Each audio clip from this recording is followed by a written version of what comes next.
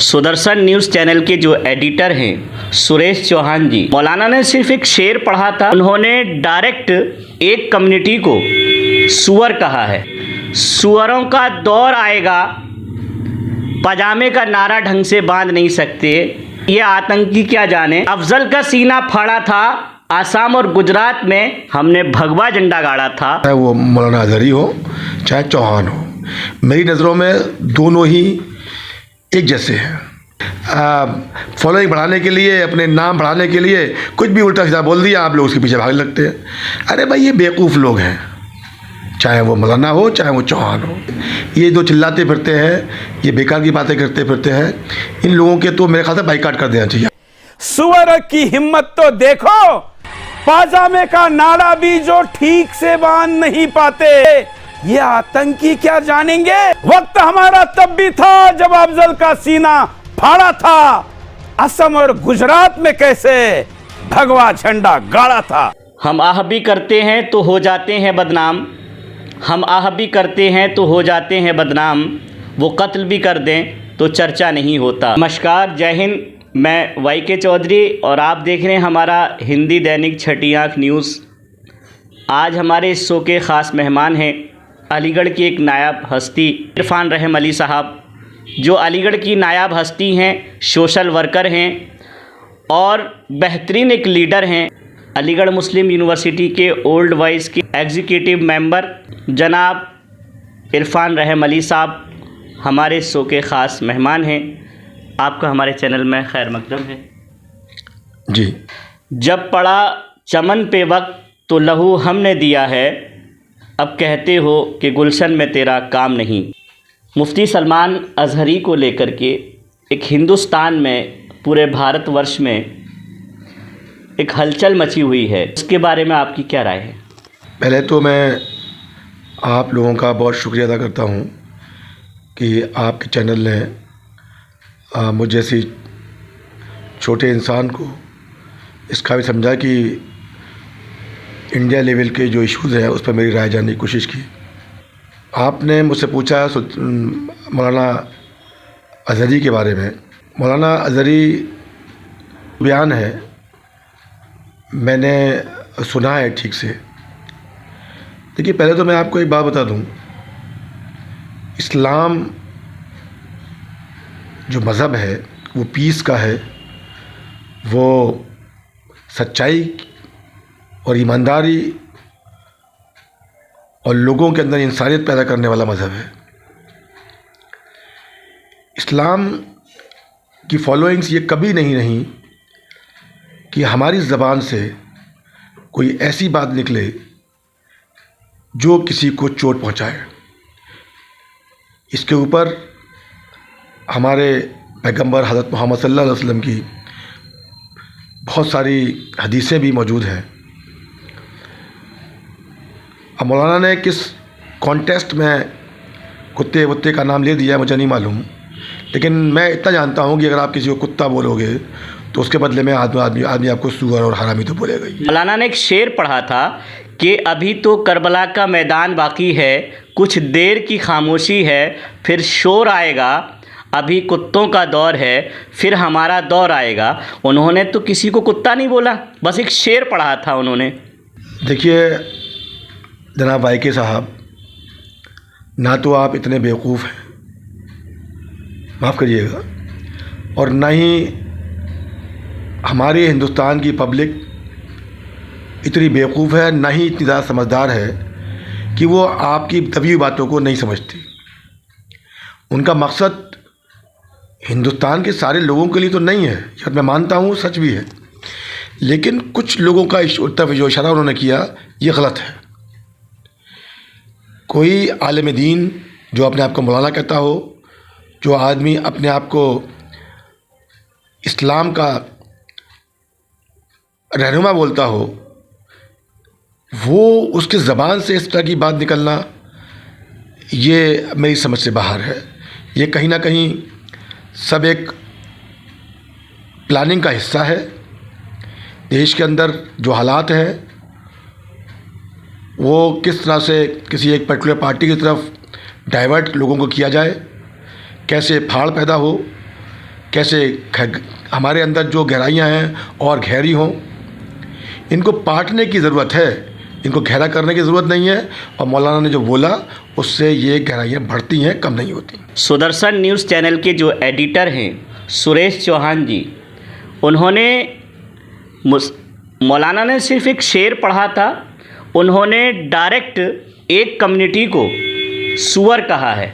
उन्होंने कहा है कि सुअरों का दौर आएगा, पजामे का नारा ढंग से बांध नहीं सकते। ये आतंकी क्या जाने कि अफजल का सीना फाड़ा था, आसाम और गुजरात में हमने भगवा झंडा गाड़ा था, उस पर क्या कहेंगे? वो क्या आतंकी नहीं है? हमारा हर वो इंसान जो समाज में खाई पैदा करता है, चाहे वो मौलाना अज़हरी हो चाहे चौहान हो, मेरी नज़रों में दोनों ही एक जैसे हैं। इनकी कोई औकात वक़्त नहीं है। अगर आपको जो समझदार लोग जो अच्छी बातें बोलते हैं उनको हाईलाइट क्यों नहीं करते आप? जो समाज के अंदर बुराइयां पैदा करते हैं, भौंकते हैं, चिल्लाते हैं, गलत बात करते हैं, उन्हीं के पीछे मीडिया को ले जाता है। बहुत सारे लोग ऐसे भी हैं, बहुत सारे महात्मा लोग ऐसे हैं, बहुत सारे मौलाना ऐसे हैं, इस्लाम को मानने वाले लोग ऐसे हैं जो इस खाई को ख़त्म करना चाहते हैं, आपस में भाईचारा पैदा करने की बातें करते हैं। उस पर तो अभी कभी बात नहीं करते आप। किसी ने भी छोटी सी अपनी फॉलोइंग बढ़ाने के लिए, अपने नाम बढ़ाने के लिए कुछ भी उल्टा सीधा बोल दिया, आप लोग उसके पीछे भागने लगते हैं। अरे भाई, ये बेवकूफ़ लोग हैं, चाहे वो मौलाना हो चाहे वो चौहान हो। जो खाई पैदा करेगा, जो गलत बात करेगा, वो तो गलत है। उनके खिलाफ आज नहीं तो कल कार्रवाई तो उनके खिलाफ होनी है। आपको क्या लगता है, हिंदुस्तान में मुसलमान एक जादू बन चुका है? किसी को अगर क्रेडिट चाहिए, मशहूर होना हो, किसी को अपना चैनल के फॉलोअर्स बढ़ाने हो, तो मुसलमान के ख़िलाफ़ बोलता है। लोकतंत्र का मंदिर जिसको कहते हैं, पवित्र जगह जिसको कहते हैं, वहाँ कहते हैं कि राम राम चिल्लाएंगे, मुल्ले काटे जाएंगे, भड़वे मुल्ले कट मुल्ले, वहाँ जो बोला जाता है उस पर क्या बोलेंगे? आपने मुसलमान की बात पकड़ ली। आज भाजपा की सरकार है, उसके अंदर बहुत सारे हिंदूवादी संगठन मिले हुए हैं जिनको बचपन से सिखाया गया है कि मुसलमान आपके ख़िलाफ़ है, मुसलमान आपको अच्छे नहीं हैं, मुसलमान गंदे हैं। तो उनको तब तक मज़ा नहीं आता जब तक कि मुसलमानों के बारे में कुछ सच बातें ना बोल दी जाए। ऐसे ही आप और खाइयाँ भी हैं, बैकवर्ड हाई कास्ट की खाई है। ऐसे ही शेड्यूल कास्ट बैकवर्ड की खाई है। शेड्यूल कास्ट बोलता है तो कभी पंडित जी चलाता है, कभी कोई बैकवर्ड बोलता है तो कोई ठाकुर साहब चलाता है। ये तो पॉलिटिकल इश्यूज़ हैं। सच में हिंदुस्तान ऐसा नहीं है। सच में हिंदुस्तान बहुत प्यारा है, बहुत ही प्यारा है। और आज की डेट में भी 2-4% छोड़ दिए चिल्लाने विल्लाने वाले लोग, ज़्यादातर लोग अच्छे हैं, प्यार मोहब्बत से रहना चाहते हैं। आप उनकी बात करिए, उनके इंटरव्यूज़ लीजिए, उनको आगे लाइए। ये जो चिल्लाते फिरते हैं, ये बेकार की बातें करते फिरते हैं, इन लोगों के तो मेरे ख्याल से बाइकाट कर देना चाहिए आप लोगों को। जातिवाद पे जो कहते हैं कि ये नीची जाति के हैं, हम ऊंची जाति के हैं, बहुत सारे धर्म गुरुओं ने किताबें लिखी हैं अपनी अपनी कि ये नीची जाति है, ये ऊंची जाति है। जबकि इस्लाम का कॉन्सेप्ट ये है कि उसमें ना कोई नीचा है ना कोई ऊंचा है। एक ही सफ़ में खड़े हो गए महमूद व अयाज़, ना कोई बंदा रहा ना कोई बंदा नवाज। तो ये जातिवादी का जो कॉन्सेप्ट है इस्लाम में कहाँ से आया?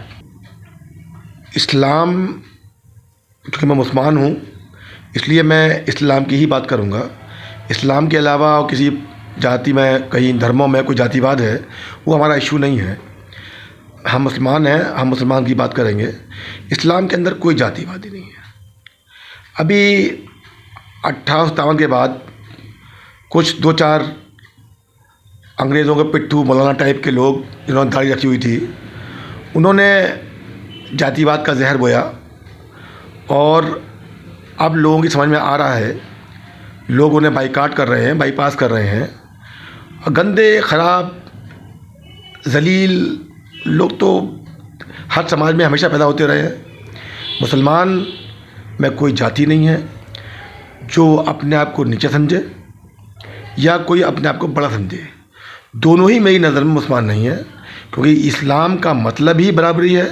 इस्लाम का मतलब ही इज़्ज़त, सच्चाई और ईमानदारी है। अगर कोई इस तरह की बात करता है तो वो हज़रत मोहम्मद सल्लल्लाहु अलैहि वसल्लम का जो आखिरी खुतबा है, जिन्होंने उसके अंदर साफ साफ अल्फाजों में कहा था कि कोई भी आदमी किसी तरह से रंग भेद, जाति, किसी भी देश या किसी भी तरीके से कोई किसी के ऊपर नहीं है। अगर कोई ऊपर है, कोई अच्छा है, तो वो तक़वे के आधार पर, वो उसकी ईमानदारी के आधार पर, उसके चाल चलन के आधार पर, उसके पड़ोसी से क्या ताल्लुकात हैं इसके आधार पर, उसके बच्चे बीवी से क्या ताल्लुकात हैं इसके आधार पर। बाकी जाति के आधार पर कोई भी ऊंचा नीचा नहीं है। कोई इसे मानता है, कोई इसे कहता है, तो मेरी नज़र में तो वो अपनी असली बाप की औलाद नहीं है, वो तो कोई हरामी का बिल्ला ही है। योगी सरकार में पूरे उत्तर प्रदेश के मदरसों का सर्वे किया गया, जिसमें कुछ मदरसे रजिस्टर्ड थे, उनमें पढ़ाई नहीं हो रही थी हिंदी इंग्लिश की। कुछ मदरसे रजिस्टर्ड नहीं थे, उसमें सिर्फ कुरान पढ़ा जा रहा था। योगी बाबा का कहना है मदरसों के अंदर आप दीनी तालीम के साथ साथ हिंदी इंग्लिश भी पढ़ाएं, तो उस पर क्या राय है आपका? देखिए, योगी जी की सरकार अभी पिछले 5 साल से आई है। ये योगी जी इस पर आगे बढ़ रहे हैं वो अलग बात है, लेकिन ये तो मुस्लिम्स के अंदर जितने भी समझदार लोग हैं, पढ़े लिखे लोग हैं, वो मदरसों को सुधारने की कोशिश में लगे पड़े हैं। क्योंकि मदरसों में एक ऐसा हो गया था कि वो अरबी भी पढ़ा रहे हैं तो रट्टा लगा के पढ़ा रहे हैं, उनको अरबी एज ए लैंग्वेज सीख रहे हैं बच्चे, लैंग्वेज के तौर पे उर्दू पढ़ रहे हैं, वहाँ रीजनल लैंग्वेज की पढ़ाई हो रही है, वहाँ मैथमेटिक्स नहीं है, वहाँ साइंस नहीं है। तो उनका क्या था कि वो एक कुएं के मेंढक बन के रह गए थे। ये बहुत ज़रूरी है कि मदरसा हो। मदरसे का मतलब क्या है? स्कूल। मदरसे का मतलब होता है स्कूल। इसको मदरसे का मतलब ये नहीं है कि वो पर्टिकुलर किसी बरादरी के मुसलमानों का है तो कोई और नहीं। मदरसे का मतलब है स्कूल, और स्कूल ऐसा हो जिसके अंदर सब तरह की पढ़ाई हो। और इसमें हम लोग लोगों से बहुत दिनों से इस पर बात करते आ रहे हैं, और गवर्नमेंट अगर इसमें सपोर्ट कर रही है तो बहुत ही अच्छी बात है। क्योंकि अगर जब तक आदमी पढ़ेगा नहीं, सीखेगा नहीं, दुनिया के बारे में जानेगा नहीं, तो वो आगे कैसे बढ़ेगा? उसे अच्छा इंसान बनने के लिए, अच्छा मुसलमान बनने के लिए, अच्छा हिंदुस्तानी बनने के लिए पढ़ा लिखा होना, समझदार होना बहुत ज़रूरी है। आपको क्या लगता है कि आतंकवाद सिर्फ मुस्लिम फैला रहे हैं या हिंदू भी फैला रहे हैं? महाराष्ट्र की एक जगह है कावली में, कावली के अंदर एक मुस्लिम फैमिली रह रही थी। उस मुस्लिम फैमिली में एक मियाँ था, एक बीवी, हस्बैंड वाइफ थे और 5 साल की बच्ची थी। उसको ज़बरदस्ती पीटा जा रहा है और ये कहा जा रहा है कि जय श्री राम के नारे लगाओ। उस पर क्या बोलेंगे? देखिए, ये क्राइम है, क्रिमिनल हर जगह मौजूद है। हमारा देश का कानून इसकी इजाज़त नहीं देता, यही हमारे लिए इम्पोर्टेंट है। दूसरी बात यह है कि उनके ख़िलाफ़ रिपोर्ट हो रही है, उनके खिलाफ़ कार्रवाई हो रही है। ऐसा नहीं है कि वो बचेंगे। मान सकता हूँ मैं कि कुछ अधिकारी वहाँ ऐसे हों कि जो उन लोगों को सपोर्ट कर रहे हों, लेकिन जाने अनजाने में उन लोगों को उनके खिलाफ़ कार्रवाई करनी ही पड़ेगी। हमारा देश इस बार इजाज़त नहीं देता। वो क्रिमिनल है, वो क्राइम कर रहे हैं, चाहे हिंदू करे, मुसलमान करे, सिख करे, ईसाई करे। जो भी कानून हमारे देश का है उसके ख़िलाफ़ जाके कोई भी कार्य करता है वो क्रिमिनल है, वो कानून तोड़ने वाला है, वो गद्दार है। हमारे देश के कानून में तो कोई ऐसी बात नहीं है ना। 2-4 अगर गलत टाइप के लोग, चाहे वो मुसलमानों में हो, चाहे वो हिंदुओं में हो, चाहे वो सिखों में हो, कोई गलत बात बोल रहे हैं तो इससे हमारा देश थोड़ा ख़राब हो जाएगा। उनकी ज़हनियत ख़राब है, उनकी सोच ख़राब है। आपको क्या लगता है कि बीजेपी गवर्नमेंट में मुसलमानों का नुकसान हो रहा है, हिंदुओं का नहीं हो रहा है? देखिए, ये एक बात तो बिल्कुल सच है। मुसलमानों की बात, क्योंकि मैं मुस्लिम लीडर हूँ, और लीडर जो है वो किसी एक पर्टिकुलर जात का नहीं होता। अगर मैं अलीगढ़ से कोई इलेक्शन लड़ रहे हैं, हम लोग काम कर रहे हैं, तो हम कभी ये सोचे काम नहीं करते कि कोई मुसलमान है, कोई हिंदू है, कि सिख है, कि ईसाई है, कि हमारा घर का है, कि बाहर का है। हम सब के लिए काम करते हैं। इस बार इस बीजेपी गवर्नमेंट में एक बात तो थोड़ी सी मैं मानता हूँ कि हिंदू मुस्लिम में थोड़ी खाई बढ़ी है, जो गलत है, जो नहीं होनी चाहिए, और इसका हम बहुत विरोध करते हैं इस बात का। लेकिन दूसरी तरफ देखें, आप बात कर रहे हैं पढ़ाई की, लिखाई की, मुस्लिम डेवलपमेंट की, तो इससे पहले कांग्रेस ने क्या कर दिया, इससे पहले और सरकारें वही उन्होंने क्या किया। भाई 50 साल हो गए, मुसलमान 80% आज भी जाहिल अनपढ़ है, वो उनका जॉब्स नहीं है, उनके काम नहीं है। बीजेपी मोदी जी अभी 10 साल से आए, 60 साल तो हुकूमत कांग्रेस ने की ना, उसने क्या दे दिया, उसने क्या कर दिया। मतलब आपको लगता है कि समाजवादी सरकार में मुसलमानों का विकास नहीं हुआ? क्या हुआ? मुसलमानों का विकास नहीं हुआ है? क्या हुआ बताओ। नहीं, मुसलमानों को हुआ है, विकास नहीं हुआ है। बताओ क्या विकास हुआ। तो मुसलमान कहते हैं ना समाजवादी सरकार हमारी सरकार है। 80% चेयरमैन, मंत्री, विधायक, थाने में एसओ, एसएसपी, डीएसपी सारे मुसलमान थे ना, ये विकास हुआ था। 10% भी नहीं थे, 100% वोट, और मिला क्या था, कुछ नहीं। कितने कॉलेज मिले, कितने स्कूल मिले? नहीं, डिग्री कॉलेज तो यादवों को दिया गया था, मुसलमान को क्या दिया है? मैं वही कह रहा हूँ, कितने मिले। मैं यही तो क्या पूछा हूँ आपसे कि मुसलमानों को डिग्री कॉलेज कौन से मिले, कब मिले। ये अलीगढ़ आप चले जाइए मुस्लिम आबादियों में, कहाँ पढ़े लिखे बच्चे हैं, क्या जॉब है उनके पास, कितने अपॉइंटमेंट पुलिस के अंदर किए गए, कुछ हुआ? कुछ नहीं हुआ, बस छूट। भाई मुसलमान क्या फ़ायदा हुआ, क्या मिला? कुछ नहीं मिला, अभी भी नहीं मिल रहा, अभी भी मुसलमानों के काम नहीं हो रहे, बिल्कुल सच बात है। मतलब भाजपा सरकार में ही मुसलमानों के काम नहीं हो रहे हैं? कुछ से काम नहीं हो रहा, क्या काम हो रहा है? हाँ, एक बात है कि जो भाजपा की तरफ से जो फ्री में राशन बट रहा है, या आयुष्मान कार्ड बट रहे हैं, या और जो स्कीमें आ रही हैं, उसके अंदर कोई भेदभाव नहीं हो रहा, ये बात तो मैं मानता हूँ। पर भाजपा ने तो बहुत बड़ा काम किया है, पसमानदा मुस्लिम मंच बनाया है उस पिछड़े वर्ग के लोगों के लिए कि ये भी हमारा हिस्सा हैं, और सरकारों ने नहीं किया था और पिछली गवर्नमेंटों ने नहीं किया था। देखते हैं बनाया है, क्या करते हैं, देखते हैं। हम भी यही हैं, आप भी यही हैं, अब क्या करेंगे, क्या देंगे, क्या मिलने वाला है, तो सब पता लग जाएगा ना। क्या लगता है पसमानदा मुसलमान जो है वो बीजेपी का वोट बनेगा, बैंक वोट बनेगा? मुझे नहीं लगता, नहीं है। लेकिन अगर वो काम करेंगे, और काम अगर करेंगे और लोगों तक काम पहुंचेगा तो वोट क्यों नहीं करेंगे, करेंगे लोग। अगर काम होगा तो करेंगे, वरना नहीं। हमारे साथ अभी बातचीत कर रहे थे इरफान रहम अली साहब, जो अलीगढ़ की नायाब हस्ती हैं, सोशल वर्कर हैं और बेहतरीन एक लीडर हैं। अलीगढ़ मुस्लिम यूनिवर्सिटी के ओल्ड वाइज हैं, एथलेटिक्स और टाइकमांडो के राष्ट्रीय लेवल के खिलाड़ी भी हैं।